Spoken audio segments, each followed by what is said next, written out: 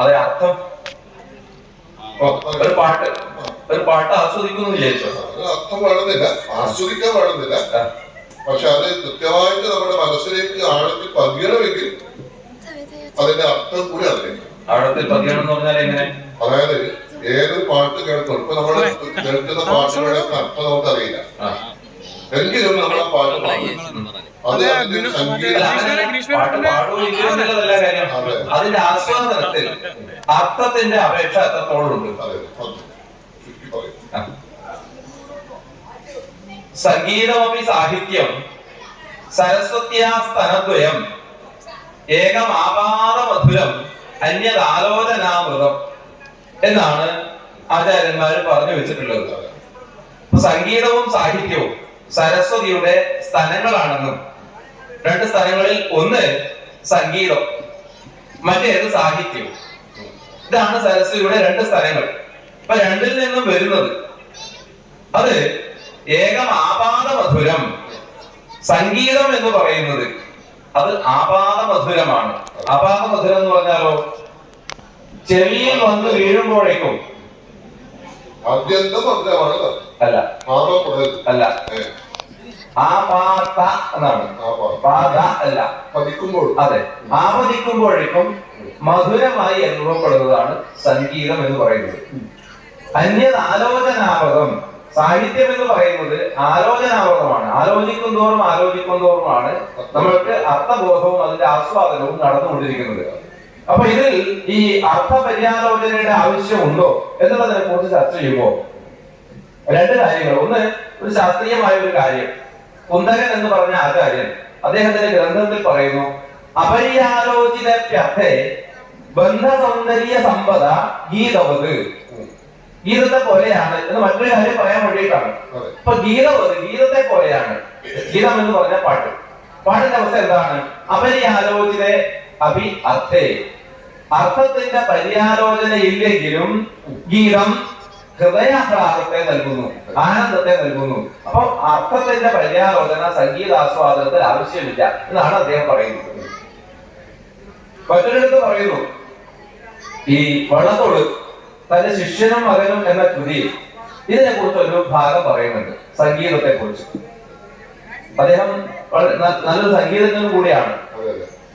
പിന്നെ അദ്ദേഹം പറയുന്നത്, ഈ ഗണപതിയുടെ കൊമ്പ് പരശുരാമൻ മുറിച്ചപ്പോൾ, പരശുരാമൻ ആരാണെന്ന് വെച്ചാൽ ഈ ശിവന്റെ ശിഷ്യനാണ്, ശിവന്റെ മകനാണ് ഗണപതി. അതാണ് ശിഷ്യനും മകനും. അപ്പൊ അതിന്റെ സന്ദർഭമൊക്കെ വിസ്തരിക്കുന്നൊന്നുമില്ല. കൊമ്പ് മുറിച്ചപ്പോ ആ രംഗം വളരെ കോലാഹലമായി. അമ്മ വന്നു, ഒച്ച കേട്ടിട്ട് അമ്മ വന്നു, എല്ലാവരും വന്നു. അപ്പൊ വന്ന ഉടൻ തന്നെ പാർവതി എന്തൊക്കെയോ പറയുന്നു. ഉടൻ മഹാദേവി ഇടത്തു കയ്യാൽ അഴിഞ്ഞവർക്കും കുഴലൊന്നൊതുക്കി ജ്വലിച്ച കൺകൊണ്ടൊരു നോക്കി പാർശ്വസ്ഥനാകും പതിയോടുരച്ചു. സ്വാഭാവികമായും എല്ലാവരെക്കാളും ദുഃഖം അമ്മമാർക്കുണ്ടാവും, അല്ലെ? മക്കൾക്ക് എന്നത് അത്യാപത്ത് പെട്ട് കഴിഞ്ഞാൽ അമ്മമാർക്ക് ദുഃഖം കൂടുതലായി ഉണ്ടാവും. മാത്രമല്ല, അവർ വികാരത്തിന് അടിമപ്പെട്ട് പലതും പറഞ്ഞൊന്നും വരും. അതുപോലെ ഉടൻ മഹാദേവി ഇടത്തു കൈയാൽ ഉള്ളിൽ നിന്ന് പുറത്തേക്ക് വരികയാണ് ഒച്ച കേട്ടിട്ട്. ഇടത്ത് കൈ കൊണ്ട് അഴിഞ്ഞു വീണ ഈ കാർകൂന്തൽ ഒന്ന് ഒതുക്കി വെച്ചു. ഒന്ന് ഒതുക്കി എന്നാ പറഞ്ഞത്, വൃത്തിയായി കെട്ടി വെച്ചൊന്നുമില്ല. എങ്ങനെയോ ഇടത് കൈ കൊണ്ട് ഒന്ന് ഒതുക്കി വെച്ചു. ജ്വലിച്ച കൺകൊണ്ടൊരു നോക്കി, കണ്ണ് ജ്വലിക്കുമാറ് ഒരു നോക്കി. വളരെ അർത്ഥവത്തായ വാക്കുകളാണ്. നോക്കി എന്ന് പറഞ്ഞാൽ മതി, ഒരു നോക്കി. അതെ, മതി, എല്ലാത്തിനും മതി. എന്നിട്ട് ആരെയാ നോക്കിയത്? ഭർത്താവിനെ, ശിവനെ നോക്കി. ജ്വലിച്ച കൺകൊണ്ടൊരു നോക്കി പാർശ്വസ്ഥനാകും പതിയോടുരച്ചു. എന്നിട്ട് ഭർത്താവോട് പറയുന്നെന്താ? കിട്ടിയില്ലയോ ദക്ഷിണ വേണ്ടോളം. നിങ്ങൾ പഠിപ്പിച്ച ആളല്ലേ, നിങ്ങളെ ശിഷ്യനല്ലേ? ആ ശിഷ്യനിൽ നിന്ന് വേണ്ടോളം കിട്ടിയില്ലേ? ദക്ഷിണ കിട്ടിയില്ലേ? വിശിഷ്ടനാം ശിഷ്യനിൽ നിങ്ങളെ ഏറ്റവും അരുമ ശിഷ്യനാണ് പരശുരാമൻ. ദിവ്യായുധം വല്ലതുകൊണ്ട് ബാക്കി. ഇനി എന്തെങ്കിലും ദിവ്യമായ ആയുധങ്ങൾ പരശുരാമനെ ശിവ കൊടുത്തതാണ് ഈ വഴു. അതുപോലെ ഇനി വല്ല ആയുധങ്ങൾ എന്തെങ്കിലും അതുകൂടെ കൊടുത്തേക്കൂ എന്നൊക്കെ പറഞ്ഞ് ആകെ കൂടി വികാര വിക്ഷുബ്ധമായ സമയത്താണ് ഒരു ഓടക്കുഴൽ നാദം കേൾക്കുന്നത്. നിമേഷമഞ്ചാറിനിടയ്ക്ക് അമംഗളപ്രമേയമാരംഗമതാമറഞ്ഞുപോയി. ക്രമേണ സംഗീതമരന്ത സാന്ദ്രമായുമേശശൈലോപരി വായുമണ്ഡലം. ഒരു 5-6 നിമിഷം കഴിയുമ്പോഴേക്കും ഒരു ഓടക്കുഴൽ നാദം കേൾക്കുന്നു. നിമേഷമഞ്ചാറിനിടയ്ക്ക് അമംഗളപ്രമേയമാ. അവിടെ ആകെ കോലാഹലമായി കിടക്കുന്ന, അമംഗളമായി കിടക്കുന്ന ആ സ്ഥലത്തേക്ക് ആ രംഗം ആകെ മായ്ച്ചു കളഞ്ഞു ഈ ഓടക്കുഴൽ നാദം. പ്രമേയമാ രംഗമതാമറഞ്ഞു പോയി. ക്രമേണ സംഗീതമരന്ത സാന്ദ്രമായി ഉമേശശൈലോപരി. ഉമേശശൈലം എന്ന് പറഞ്ഞ ഈ കൈലാസ പർവ്വതം. ഉമേശശൈലോപരി വായുമണ്ഡലം. വായുമണ്ഡലത്തിൽ നിന്നാണ് ഈ സംഗീതം കേൾക്കുന്നത്. അയത്നസിദ്ധോത്തമമാധുരി തഴപ്പിയെന്നൊരോമൻ മുരളീയവാമൃതം. ലയത്തിനാൽ സർവചരാചരങ്ങളും മയങ്ങുമാറങ്ങു പൊഴിഞ്ഞു മഞ്ചുളം. അയത്നസിദ്ധോത്തമമാധുരിത്തഴപ്പ്. അയത്നസിദ്ധോത്തമമാധുരിത്തഴപ്പ് എന്ന ഈ ഓമൻ മുരളീരവം ആരാണ് വരുന്നത്? രാധാകൃഷ്ണന്മാരാണ് വരുന്നത്. കൃഷ്ണൻ ഓടക്കുഴല് വായിച്ചുകൊണ്ടാണ് ഇങ്ങോട്ടേക്ക് താഴേക്ക് ഇറങ്ങി വരുന്നത്. അപ്പൊ അയത്നസിദ്ധോത്തമമാധുരിത്തഴപ്പിയെന്നൊരോമൻ മുരളീരവാമൃതം.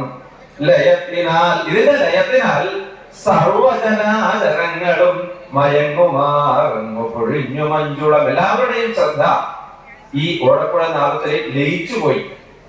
പുരാണ ദിവ്യർഷി നിപീതശേഷം അദ്വരാവനാദാവൃതമാസ്വദിക്കയാൽ ഒരാകുലാവസ്ഥയിൽ നമ്മൾ കണ്ടതാം ഹരാത്രി ഹർഷൈക വികാരമായി ക്ഷണാൽ.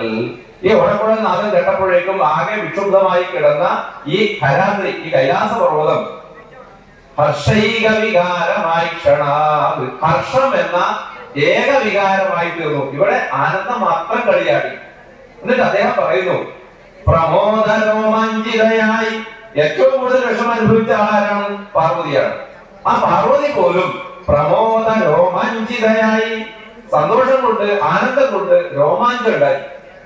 പ്രമോദ രോമാഞ്ചിതയായി സുതവ്യഥാവിമോഹമറ്റ്.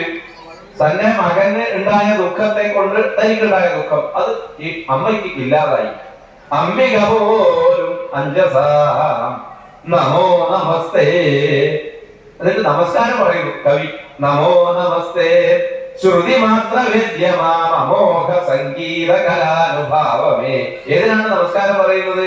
ഈ അമംഗളമായി നിന്ന, ആകെ കലുഷമായി നിന്ന ഈ സ്ഥലത്തെ ഹർഷം എന്ന, ആനന്ദം എന്ന ഒരു വികാരത്തിലേക്ക് എത്തിച്ചത് ഈ ഓടക്കുഴൽ നാദമാണ്, സംഗീതമാണ്. ആ സംഗീതത്തിനാണ് നമസ്കാരം പറയുന്നത് കവി. നമോ നമസ്തേ. എന്നിട്ട് പറയുന്നു, ശ്രുതി മാത്ര വിദ്യമാം അമോഘ സംഗീത കലാനുഭാവമേ. ശ്രുതി മാത്ര വിദ്യം, ചെവി കൊണ്ട് മാത്രം വിദ്യമാകുന്നത്, ചെവിയിൽ വന്ന് വീഴുമ്പോഴേക്കും ആനന്ദമായി അനുഭവപ്പെടുന്നത്, അത് സംഗീതമാണ്. അപ്പൊ സംഗീതത്തിന് അർത്ഥപര്യാലോചനയുടെ ആവശ്യമില്ല. നമ്മളൊരു പാട്ട് കേൾക്കുമ്പോ അതിന്റെ സംഗീത ആസ്വാദനത്തിന് അർത്ഥം അറിയണമെന്നില്ല. മറ്റുള്ള ഭാഷകളിലെ പാട്ടുകൾ നമുക്ക് അർത്ഥം അറിയാതെ മറ്റുള്ള ഭാഷകളിലെ പാട്ടുകൾ നമ്മൾ ആസ്വദിക്കാറുണ്ട്. പക്ഷെ അവിടെ ഒരു കാര്യം, അതിന്റെ അർത്ഥം കൂടി അറിയുമ്പോ ആസ്വാദനം നടക്കും, ആസ്വാദനം ഉണ്ടാവും. പക്ഷെ ഈ കേൾവിയിലൂടെയുള്ള ആസ്വാദനമല്ല, അത് അതിന്റെ അർത്ഥപര്യാലോചനയിലൂടെ കിട്ടുന്ന സാഹിത്യ ആസ്വാദനമാണ് അവിടെ നടക്കുന്നത്. സംഗീത ആസ്വാദനത്തിന് ഇത് വേണ്ട. സാഹിത്യവും നമുക്ക് ആസ്വദിക്കാം. അതെ. അപ്പോ ഏത് കലുഷിതമായ മനസ്സിനും സംഗീതത്തെ അത് ആ കലുഷിത മാറ്റിയിട്ട് ആർദ്രമാക്കാനുള്ള കഴിവുണ്ട്. അതേത് സാധാരണ ഇപ്പൊ നമ്മൾ ഒരുപാട് സിനിമാ പാട്ടുകൾ കേൾക്കുന്നത്, ആ സിനിമാ പാട്ടിൽ എഴുതിയ ആൾക്ക് പോലും അർത്ഥം അറിയാതെ വരില്ല.